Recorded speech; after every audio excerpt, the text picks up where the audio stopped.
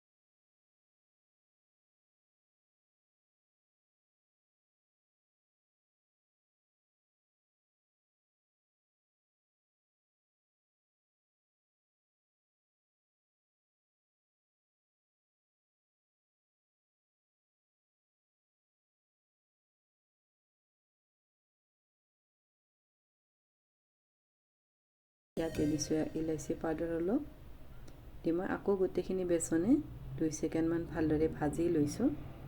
এয়া মোৰ বেচনখিনি এনেকুৱাকৈ হৈছে, গোটেইখিনি মেল্ট হৈ গৈছে। ইয়াতে মই এখন কাঁহী লৈছোঁ, কাঁহীখনতে মই বেচনখিনি উলিয়াই লৈছোঁ। এয়া মই বেচনখিনি ইয়াতে উলিয়াই ল'লোঁ।